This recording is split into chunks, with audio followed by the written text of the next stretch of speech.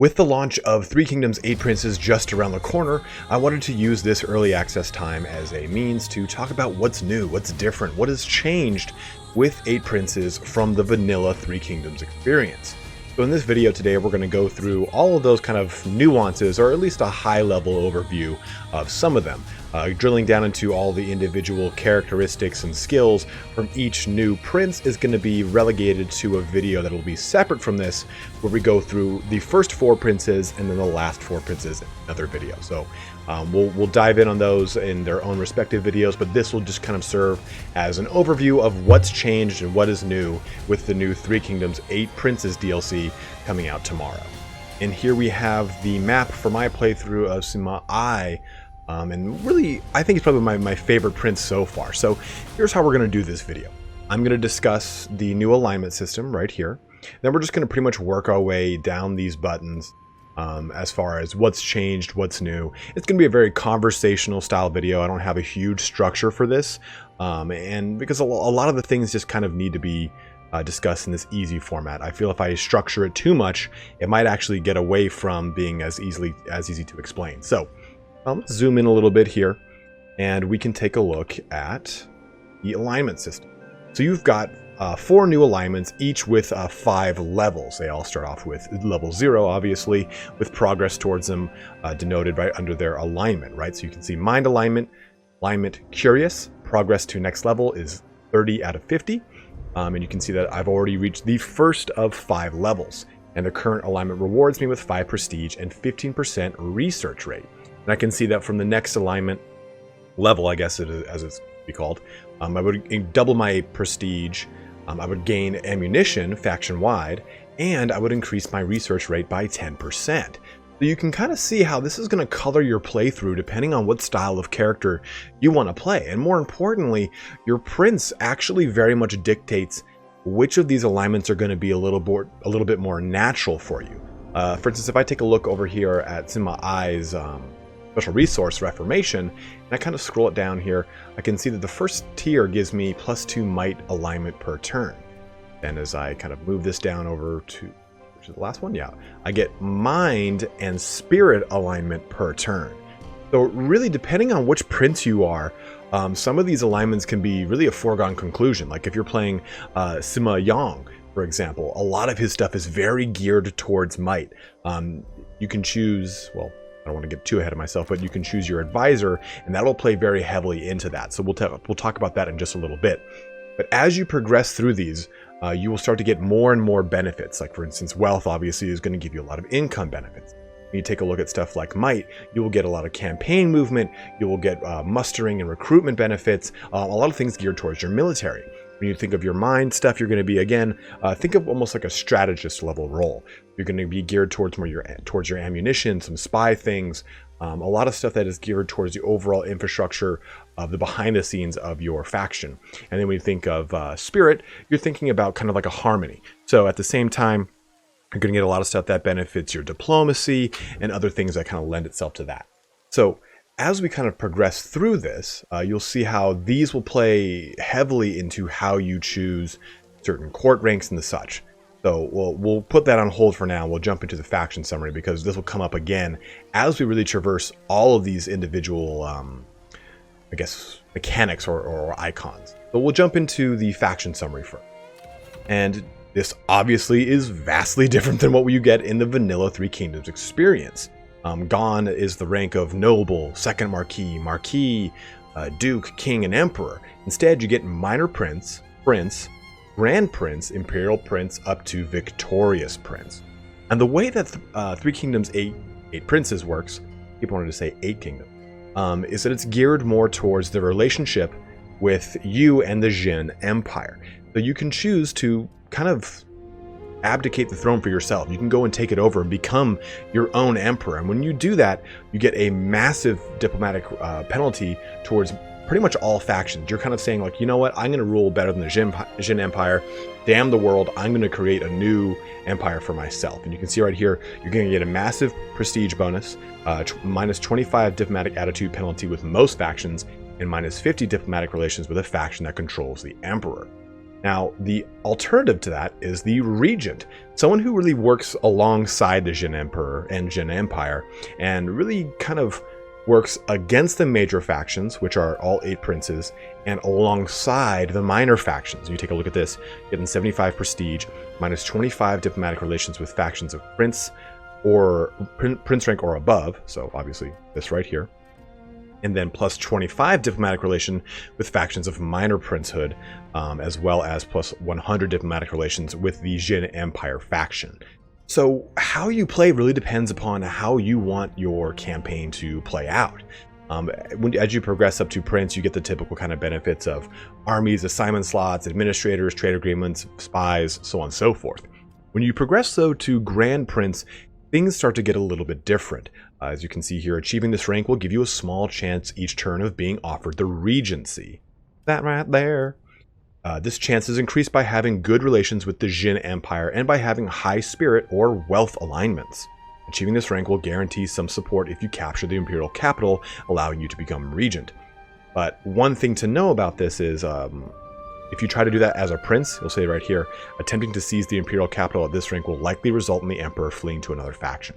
But see, as you progress up this, you're more and more likely to just be granted the role of regent. Here on Imperial Prince, achieving this rank will give you a larger chance each turn of being offered the Regency. This chance is increased by, again, having good relations, high spirit, or wealth alignments. So when you think of stuff like the other alignments like Mind or Might, some of them dictate a little bit more toward, well, mainly Might really dictates itself a little bit heavier towards military dictatorship, more and controlling a government exclusively through military power. So as you play out a character or a faction with that in mind, like if you take a look at Sima Wei, his character faction resource is Fury, and a lot of his just initial engagements and missions geared towards Might alignments. So it makes a lot of sense that he would kind of almost break off from the Jin Empire and make his own empire as the emperor. So it depends on who you're playing and which alignments you want to pursue that will then kind of, I guess, dictate the overall victory you want to achieve. Because once you achieve the rank of Victorious Prince, and that really kind of comes with taking the imperial capital, you then have to either annex or destroy the other princes. And a lot of this can already be done leading up to that portion of the game anyway. It's just going to kind of come down to the last 3 or 4 that are going to be kind of vying for power alongside you. Now, this kind of brings me to the Jin Empire portion over here. You can see here, capture Luoyang to gain control of Emperor Hui.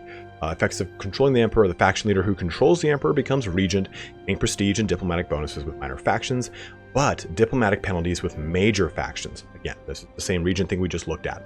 If you attempt to capture the emperor before you gain sufficient prestige, the court may reject your claim and seek a different regent. So it is very heavily focused on the Imperial City and Luoyang and capturing that for yourself. But at the same time, kind of building up the momentum to create that victory scenario you're most looking to pursue. So we'll jump on over to the court now.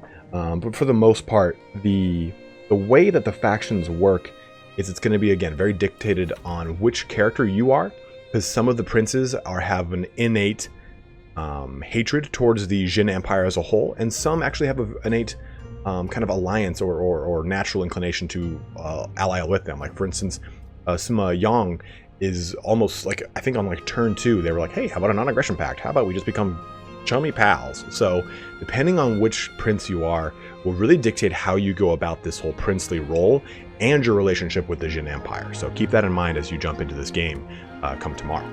So as we look at the court for the most part is very similar to what we see in Three Kingdoms. Chancellor, Commandant, Excellency, Director, and Tutor. Nothing different there, as well as the administrator positions as well. This will all differ, of course, based off of which prince you're playing. Some things are a little bit different, just like we see with Three Kingdoms, right? Gongsun Zan's entire court system is entirely different, so keep this in mind. And these court systems and their weight also differs upon which prince you are. For instance, Sima Yin? Let me take a look at the list. Yeah, Sima Ying, for example, he wants you to have as many people in court as possible because then he gives their benefits across the whole entire faction. So if you see like something like this, well, I mean, something like this, where it would say 10% character experience over there at the very bottom of this character of this pop-up. Well, if you're Sima Ying, that applies to everyone that is in the court. So depending on which character you're playing, this court will be very drastically different for you. Now, when you start the game, you have Advisor opened up right away, rather than Prime Minister. And you can see if I click left-click Advisor, hover over, let's just get Hong Fu Shang, then we can see exactly what we get from this. So every single character kind of has, like I said, a natural inclination for their alignment. And you'll see that when you kind of jump into the game. You'll get, I think I've got some quests that'll kind of display here. Now that's just the road to the capital, unfortunately. But as you jump into the game, you'll have quests that'll kind of gear you towards one alignment or the other. You will have one overarching quest that'll say, hey, choose one of the 4 alignments as just an initial progression. But you'll have just some initial quests that just say, oh, go capture this territory immediately. And it might give you might, it might give you mind. As you can see for Sima Ai, it gave me a lot of mind. Now, when I take a look then at the court, you start with these 3 characters. And I can see, my wife, I can see that if I hover over this character, this is wants me to go more towards wealth, whilst this character wants me to go more towards might. Depending on the character's class, you will, I'm sorry, if you're not understanding where I'm at, I'm looking at this position effects. Each advisor, depending on their class, will give you a per turn amount of alignment. For the, what's this called? Vanguard, it's obviously going to be might. For the strategist, it's going to be mind. For the sentinel, it's going to be wealth. For the commander, it is spirit. And for the champion, it is spirit. So those 2 characters both give you spirit per turn. And again, so this will typically kind of fall in line with the way the game kind of wants you to play initially with the alignments. You're not locked into any alignment. You can play an all-might playthrough as Sima Ai. There's nothing preventing you from doing that. I'm just letting you know that these alignments tend to be a little bit more straightforward. I think the game spoon feeds you a little bit easier than it did in just the vanilla 3K experience. One thing also I wanted to go through with the court system is the way that wives work now. So taking a look at the satisfaction for my wife, plus 25 innate satisfaction and plus 15 married into ruling family satisfaction, as well as friendship with faction leader, and then authority from people in power. So you get a lot of initial satisfaction from your wife just from her being your wife. So you don't deal with a lot of the issues that you dealt with in 3 Kingdoms Vanilla, where your wife would just be pissed off and like, I want a higher court position to fuck this, and just be mad at you from the initial start. So this is a nice thing that's kind of a little bit different, and I think a little bit stronger when it comes to the way the court system works as a whole. I believe though that kind of covers everything here. I've got like a note sheet that I'm looking at every so often here. But again, advisor really influences the amount of alignment you want to stack up. Like if I want to really go heavy into mind, I would put my wife as my advisor. I would gain the mind alignment here, but I would also gain satisfaction as well as here, I'll do that, as well as character experience there. So you can see what you get from these advisors there. They're very strong in the early portions of the game to really ramp up some of your alignment gain. Now, with that, we can move on over to, well, you know what? I'll do reforms rather than diplomacy, because diplomacy is a little bit more straightforward. But the reforms tree is vastly different now. As you can see, this looks a little bit more indicative of what we saw with Yellow Turban Rebellion. Very straightforward, almost like a standard Total War style research tree. I think it's got some benefits and some negatives, or pros and cons. Pros and cons, that's what I'm trying to say. I miss the old tree style of 3 Kingdoms Vanilla. I really enjoyed it. But what you get here are basically 1, 2, 3 branches of military. You get a branch of solely espionage, just right here. You get 1, 2, 3, 4 branches of civic. Now, you can see here that if I go down this path, it's going to branch to these two, and then back to this one. And it's kind of the same thing here. But with civic, it's a little bit more interwoven. If I want to get down to these ones, I know I need to start investing in these portions of the civic researches. And again, this is very similar to what we see with most other Total War games, right? I am currently researching Da Qin emissaries. Oh, no, I'm not. I'm researching Chuaren workforce. And I know I'm at 3 turns left. My research rate is 115%. Very standard to what we're very used to. Now, with each one of these tiers, you can see tier 1, faction rank is minor prince. Tier 2 is blocked off by faction rank of prince, then followed by grand prince, and lastly, imperial prince. And once you unlock these, you then can, of course, choose those reformations. Now, it's just like in Three Kingdoms Vanilla, you can notice these little icons, right? Here, right here, so on and so forth. They denote more units to be added to your army. So if I take a look at military households, I don't have, I can see that I'm going to get access to the Axe Band, the Peasant Band, and then the Archers. And as I progress down this list, decentralized military will give me access to Saber Infantry, all the way down to remunerated loyalty, which gives me Defenders of Earth, followed of course by Imperial Officials, which will give me Protectors of Heaven. These were the special units you would get if you were Emperor in Three Kingdoms Vanilla. If you want cataphracts, you would go here to long-term coordination. That would give you heavy cataphracts. Or you just play as Sima Yang, I think. I gotta look at the name. I'm sorry. Yeah, Sima Yang gives you access to cataphracts right out the gate. So the reform system has been watered down a little bit. It's not the kind of 5-turn system that we dealt with in Three Kingdoms Vanilla. You can speed this up quite significantly, especially if you invest heavily into the mind alignment. You can really boost this up, and depending on which faction you've chosen, if you especially Sima Ying, he can really push through researches quite quickly. So really keep that in mind, because this is how you're going to get the majority of your troops. You're not going through a very long, drawn-out tree anymore. You can really focus down on which ones you want to go on. I think in this playthrough, I'm heavily intending on going to long-term coordination to get access to those cataphracts. So you get that kind of a little bit, I don't want to say immediate gratification, but it's a little bit easier to kind of jump to the specific unit you want without having to jump through a bunch of other reforms you think you might not need for your playthrough. Now, one thing that I want to touch on before we close out on reforms here is that it's harder to exploit. Now, when I say that, I'm trying to find a specific example of the income here. Okay, so, when I look at this from the Taoist Alchemy, I can see that I'm getting 10% income from industry. Now, you remember how the reform tree worked for Three Kingdoms Vanilla. You could really ramp up the income for a very specific style, industry, commerce, peasantry, silks, what have you, by simply going down a certain path of reformations. In this, it's really not that way. So, okay, industry, that's 10%. That's another 10% from all income sources, so that's 20% for industry. And I believe that's like I think that's it. So let's say I'm just focusing on industry here. Okay, so that's 25%. And yeah, I believe that's it. Yeah, so really a total of 25% increase to your industry production. While that's not small by any stretch of any imagination, with the previous tree, you could really ramp up to 35-40% quite easily.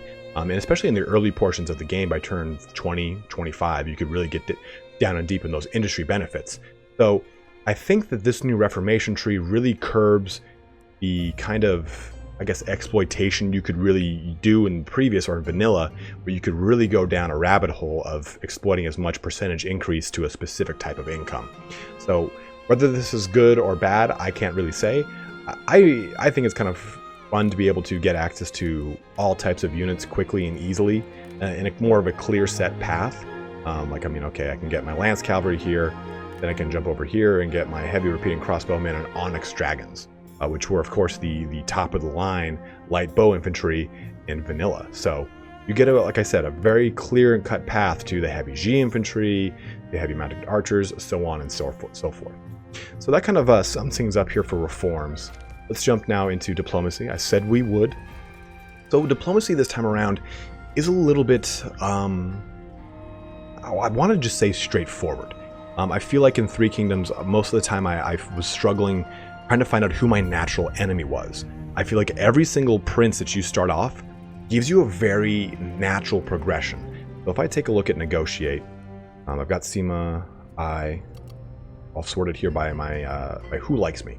Of course, Sima Wei doesn't like me. He doesn't like anyone. But if I take a look at Mao Ren, I can see he doesn't like me either. Looking back to me, I can also see that Baijin, who I'm already at war with, does not like me. Sima Mouse, we're not that bad. We're not far off from friends.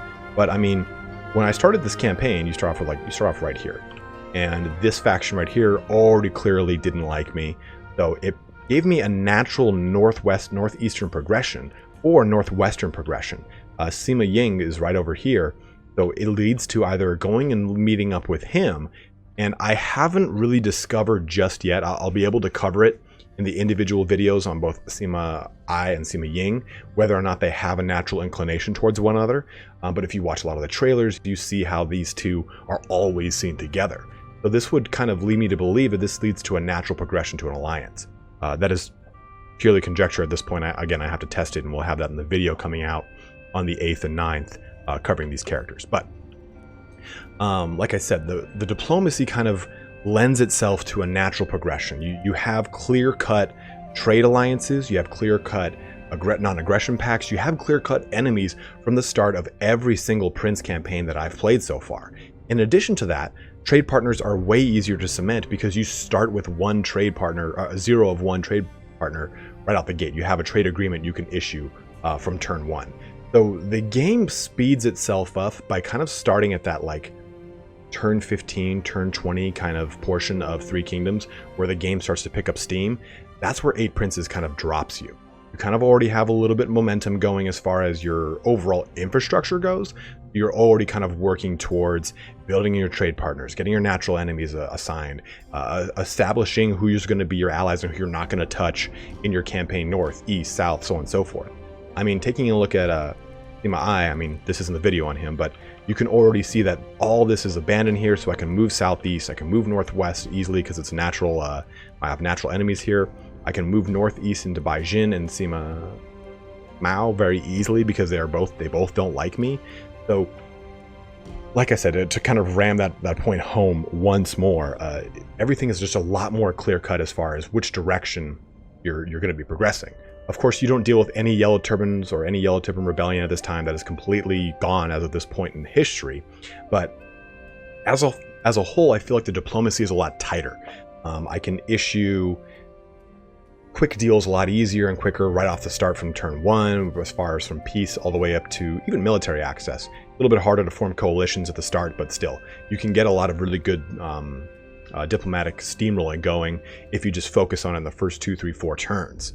In addition to that, you tend to get offered better diplomatic offers. Now, I mean, like, don't get blown away here. You're still going to have someone offer to form a coalition for you in exchange for every single fucking ancillary you've got.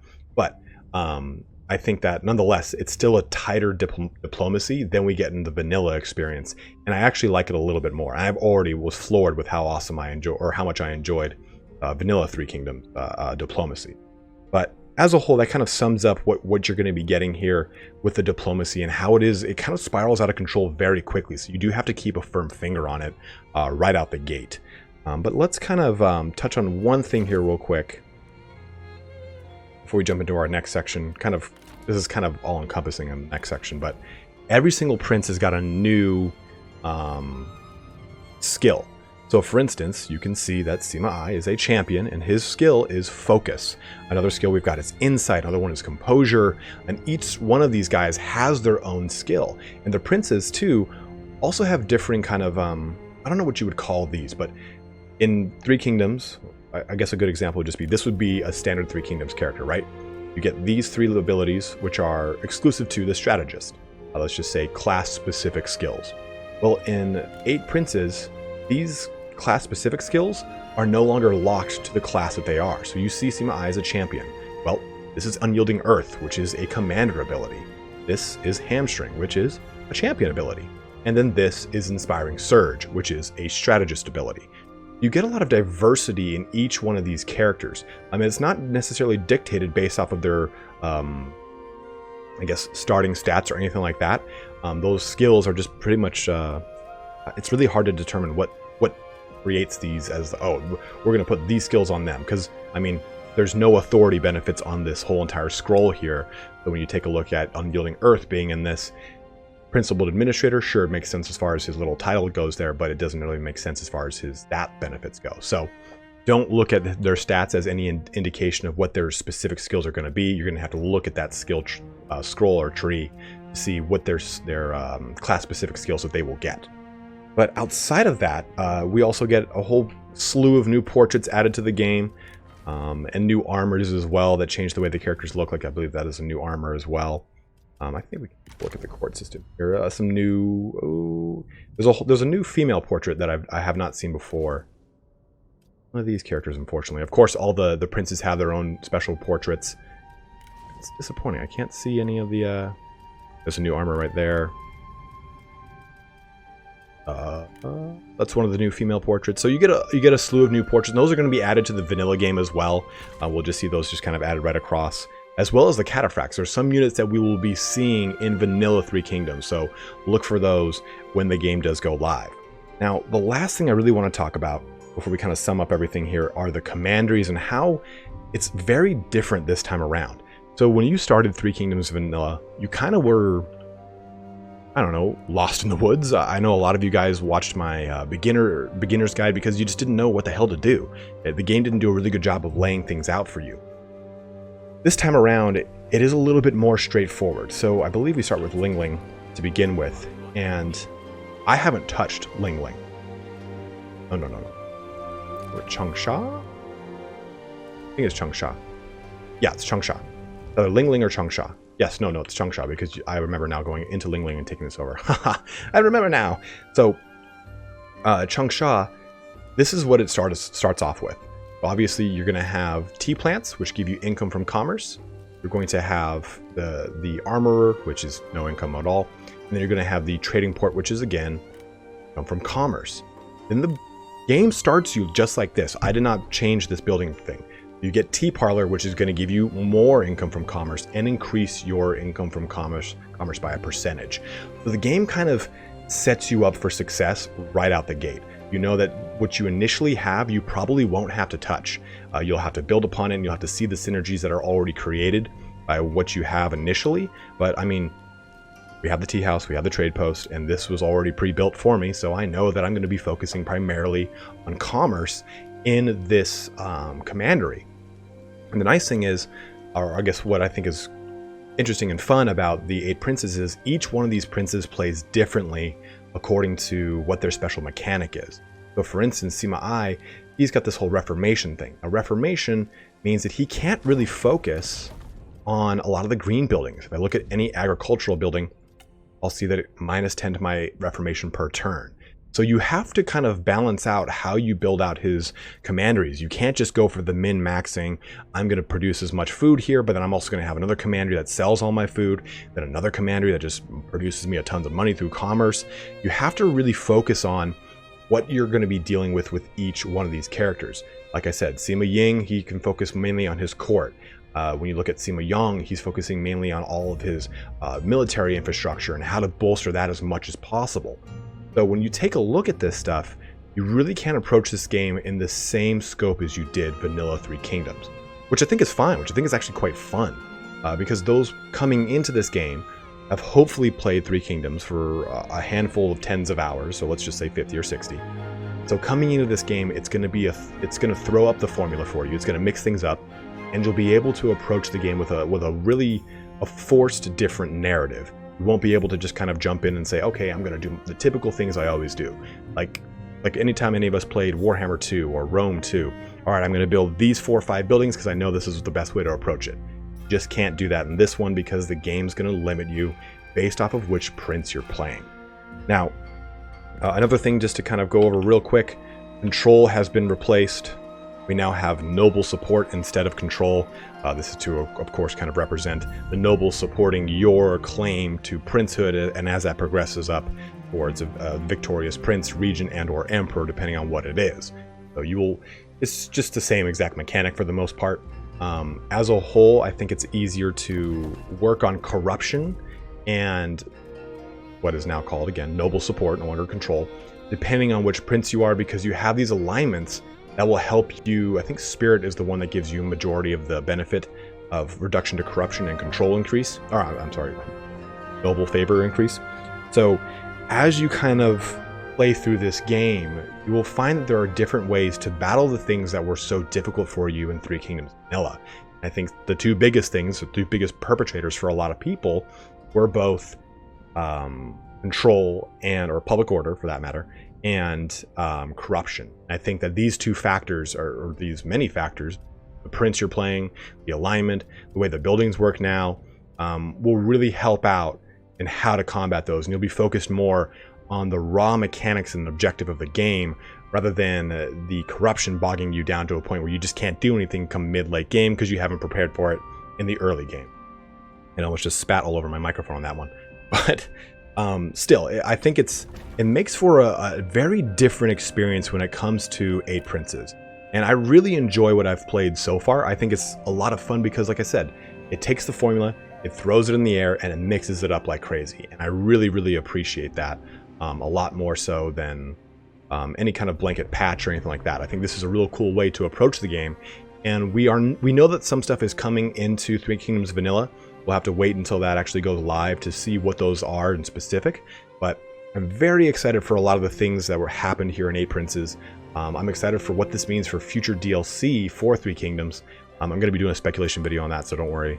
I've got some crazy ideas in mind. So if you're jumping into Three Kingdoms 8 Princes tomorrow, I will have some tutorial videos out on how to best approach all 8 of the princes. I'll have one video for the first 4, then another video for the second 4.